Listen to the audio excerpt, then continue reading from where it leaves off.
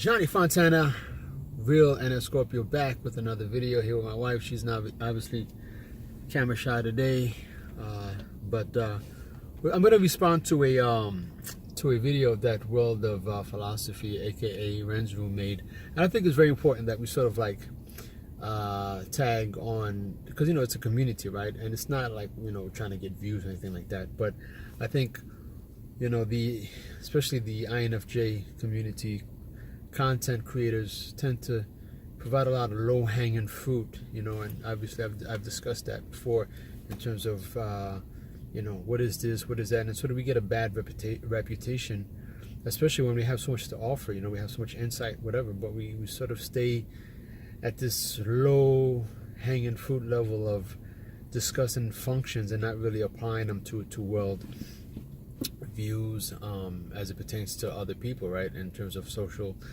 dynamics and so forth and so on. So he was discussing about the male INFJ, and I guess he was providing his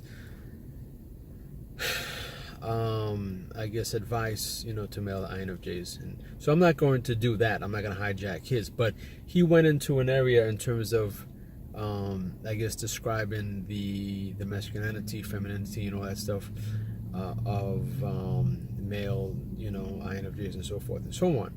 And there was a nice discussion down below between myself and D Brown in terms of him not really relating to some of the content or some of the information that Ren was providing in terms of how certain INFJs are reluctant to get involved in certain sports or certain so forth and so on.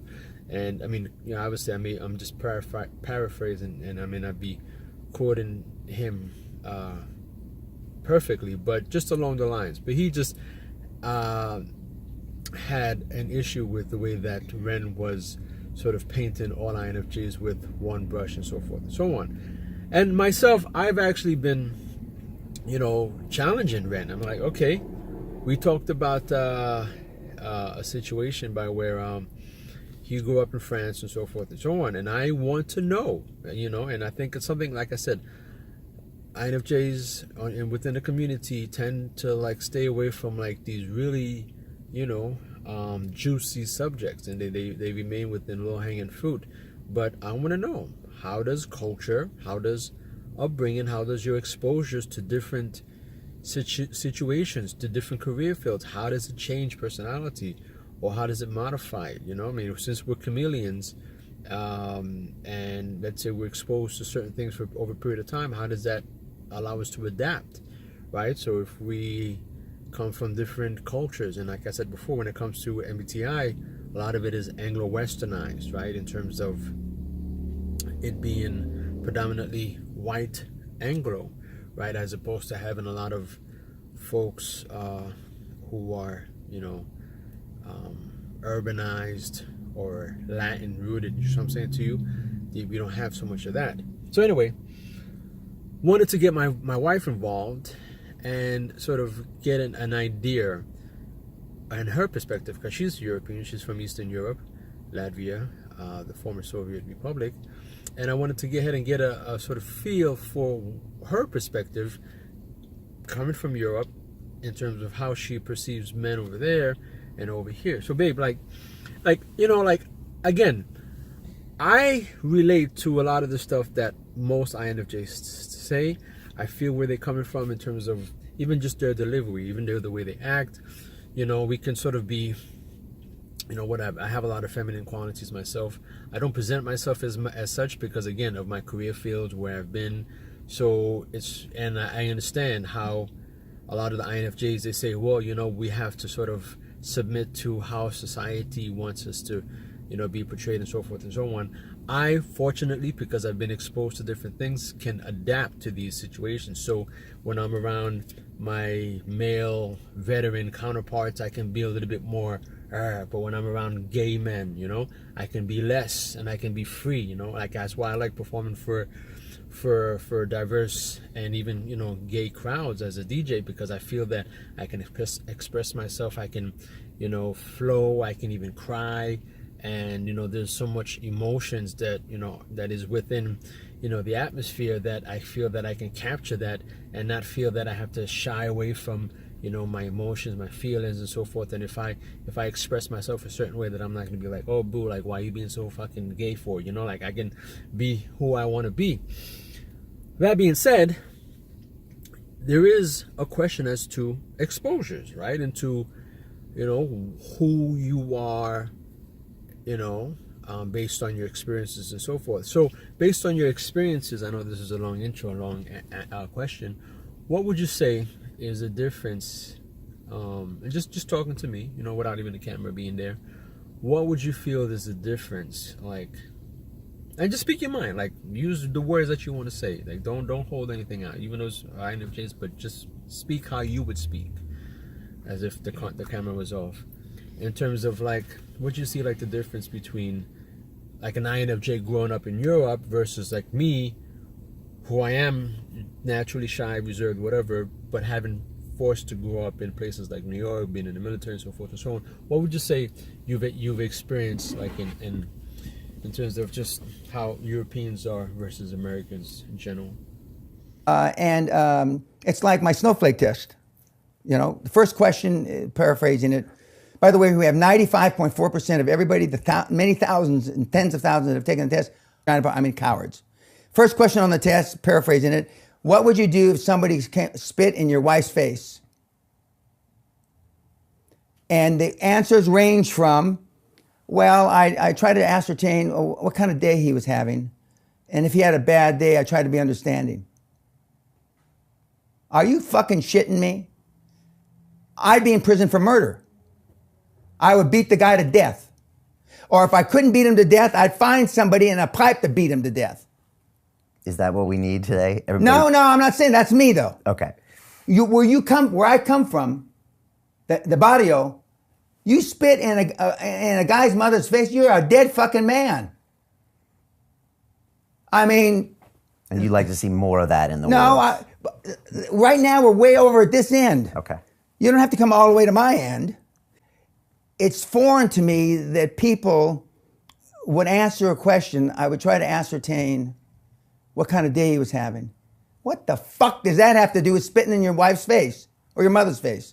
All right, so you're trying to de-snowflake these men and women, get them to stand up, get them to go out, face their fears. And they know they're snowflakes, and that's why they come to me, because they think I'm the alpha male dad they never had. They say during private time, I'm a cunt. I don't want to be a cunt. How can I change? My dad was a cunt. I hear my great-grandfather wasn't. He was an airborne ranger in World War II. I hear, but he was dead already. No male role models. When I was growing up, my dad's 5 or 6 best buddies were all tough fucking guys. So I didn't see anything different. The bottom line is INFJ, if you have to grow up a little harder, you are forced in certain levels of adapting, you know what I mean? Mm-hmm. If you want to do better, if you're one of those INFJs that grew up maybe good already, given, the true one are probably going to be seeking out to help somebody instead of helping to whomever on your way up when, you know what I mean? Mm-hmm. Like, for example, if you grew up on the streets and you want to help somebody, and because of your experiences, you're so in tune of that pain, you see it, you recognize it, you want to help over there, when maybe INFJs that grew up good and don't really come across like that pain and suffering and going through stuff, not necessarily gonna even know where to begin to help somebody. They might seek out to go to a pet shelter whenever, help walk the dogs or whatnot, but it's not gonna be like staying at 1 o'clock in the morning in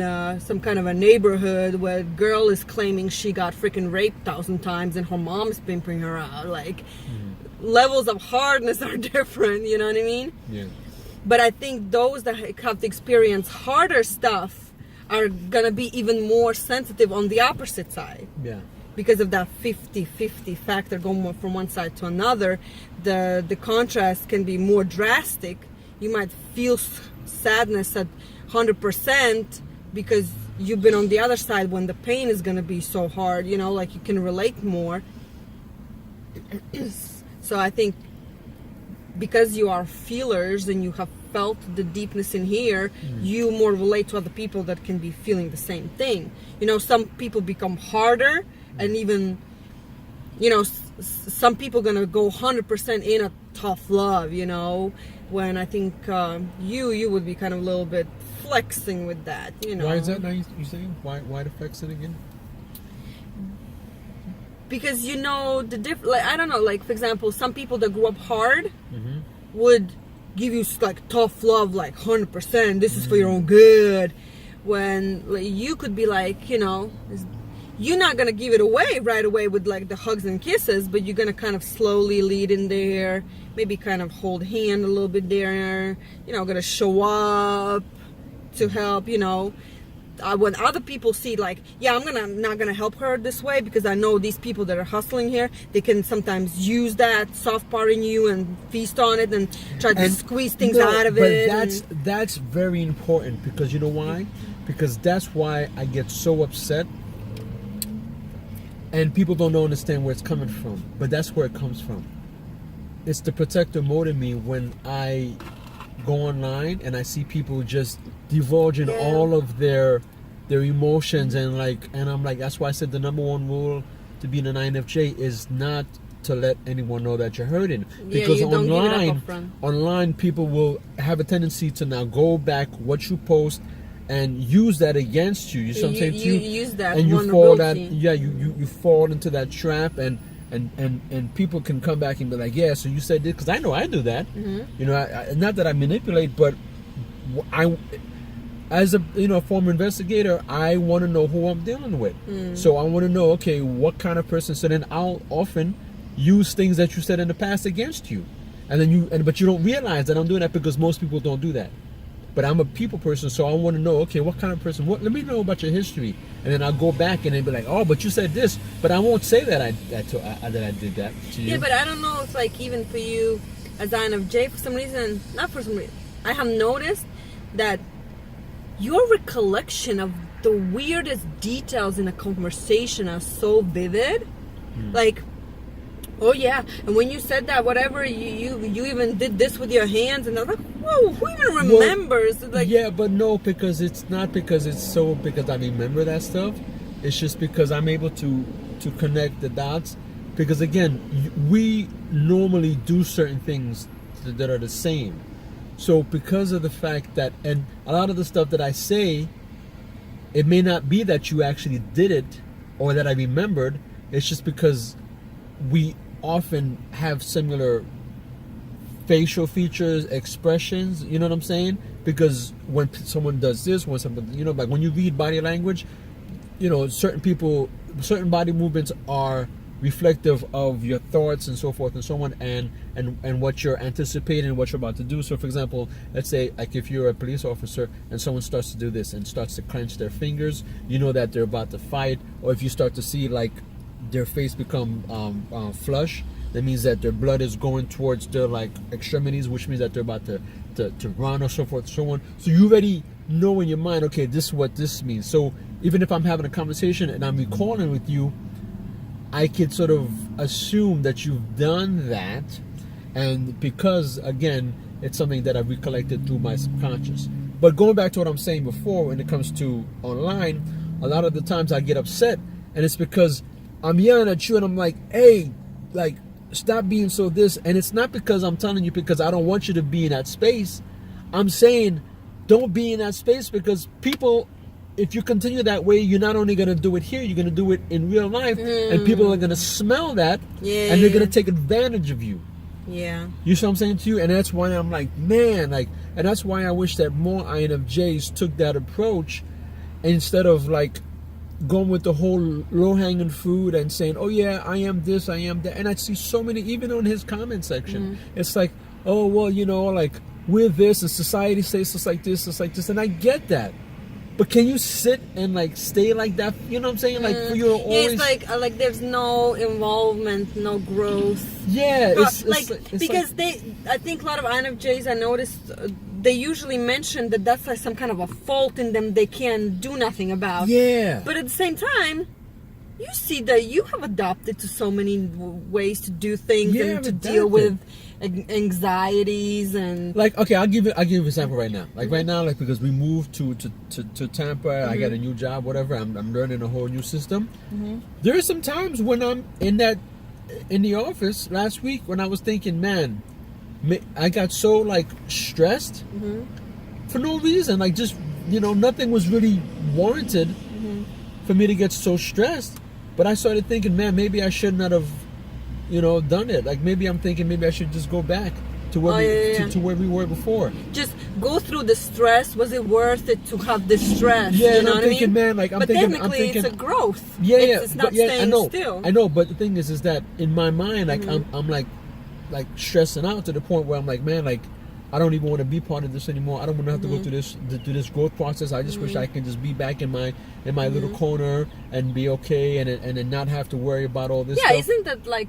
Remember we listened to a couple INFJ comments too that they say, oh, sometimes I sit in my house, I never want to leave. Yeah. But no, So, and that's the thing. I don't want nobody to call me. I stayed at home 3 days straight. Well, that's kind of extreme. like. No, but the thing is, I can relate to that because I know you can, but my I know whole where point is that like comes from. But learning to deal with these things. Force yourself and like you have given yourself some tricks how to just take it down, how to tell yourself, okay, this is not that bad. Yeah, but a lot of it has to do with having you and being able to talk to you. And you having the patience to. So to if those other people go online and look for relief, they're not getting relief. They get more stress and gloom and doom. Well, it's not necessarily that. A lot of the time, we talked about before, they're not really looking for actual exit strategies. They're looking for people who relate. Misery like company. Because remember we talked about before, once you find the key, once you find the knowledge, you're gonna have to do something with that, and it's gonna be that's hard why that's why a lot of people, when somebody else comes in and tells them something that kind of contradicts this, go a little bit against the grain, but technically offering you a solution to help yourself, but you get mad and tell that person that they gotta go, it's because once you accept whatever that person said is true, even if you're subconscious, you do agree, you can't accept it, because once you accept it, you have to do something. If you don't, then you slip into a deeper realization to yourself, you're kind of on a shithole side here. You know what I mean? Like, and that's one of the issues that I've had. Like is it's that, me that the way I am. No, it's me. and the thing is that, and I think that's a lot of the places that INFJs don't want to go to. It's like I talk about culture. I talk about me being black. That I'm not Anglo-Westernized. I'm not, but the thing is, I've been exposed to, like, I have family, like first generation cousins. My uncles live in France. I have family in Haiti. I have family in West Africa. I have family in Italy. So it's like, so when it comes to Europe, I get it. I can understand it. When it comes to the Caribbean, I can understand it. But at the same time, it's like, I want to have these discussions. I want to know, what does it mean to be an INFJ that comes from the slums of France? Talk about it.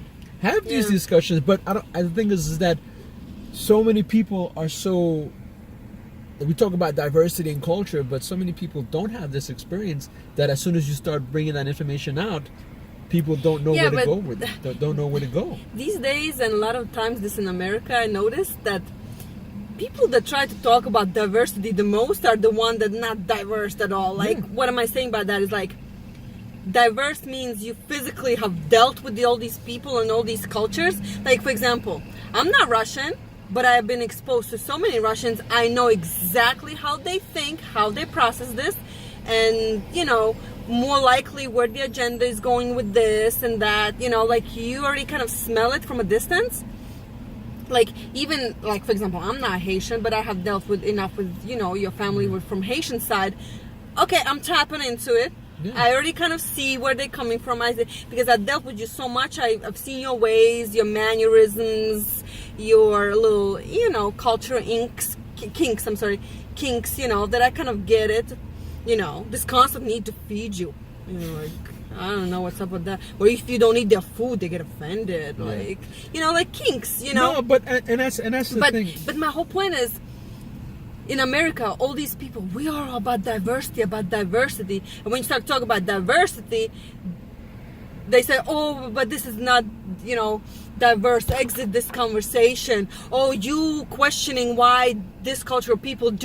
But what's so funny is that a lot of people that you're saying, to take it further than that, they'll talk about diversity. The moment you want to discuss in detail, they're like, but then they'll start putting people in groups.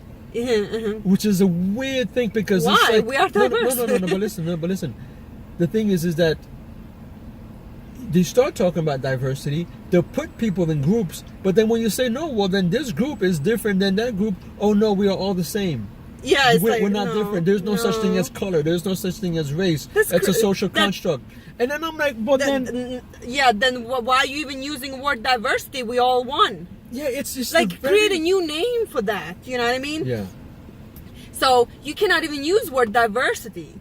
Because if the African guy is going to tell now, let's say, to a French lady something, she's going to get offended because it's not a diverse thing to say or cannot engage in that conversation. So people that speak diversity are not interested where you're coming from. They're just interested you merge with the system of what we call is the diversity. No, but then when I realized that there are very few people who interact beyond their own culture, or those who do it on a very surfacey level. So for example, me and you, when we interact, we really interact. Like, we learn like the little kinks, the little mannerisms and so forth. We are and so on. comfortable with uncomfortable truth. Yeah. But other people, the moment they hear uncomfortable truth, it's politically incorrect. Prime example. In Virginia, I made friends. He was my coworker, Afghani, right? So basically, he came to Virginia, you know, family and everything, and we would have some jokes in the office, and both of us would be laughing. And he was the one that said the joke, you know, snack bar sounds like a Allah Akbar, you know what I mean? He said it. Yeah. But other people, you could feel they wanted to laugh, but at the same time, everybody were reserved in their laugh. Yeah. And one girl even made a comment, you know, I don't know if we should be laughing about this. I don't know how is this funny. And we looked at both of each other like we had this immediate understanding of like, yo, first of all, it's funny. Second of all, like, he said it. He's the Afghani one. He comes from the world fighting ISIS and crap. He was in their military. Yeah. Like, her experience is so American surface that she cannot tap into how come is this funny. But you need to see the truth, live the truth, to be able to laugh about it. Because if you never been in that hard place of the streets of certain things, like he one time even say like, you know, we understand each other. We have this understanding, even though our cultures like Latvia and Afghanistan not really connected too much. Yeah. But there's some kind of still this old school of understanding that you know, America kind of grew themselves out of it. If the streets is the understanding, and I think you growing up in New York streets and at the same growing up of the, you know, New Jersey uplife, they have these contrast you can work with. Like my contrast of growing up in Latvia and now being in a contrast in America, you understand what's good, what's bad, which subjects people need to be careful if they want them because there's some information behind it you don't know nothing about. Like, and that's emotional intelligence. And that's emotional intelligence. But you have to live it to talk about it. I think a lot of people talk about it, but they never lived it. So they have a book understanding, but not true understanding. You know what I mean? That's why I call this channel Real World NF Scorpio. On that note, Johnny Fontana, me and the wife getting settled in Tampa. Yeah, I need Real that World AC. NF Scorpio, we out. How is this a small short video?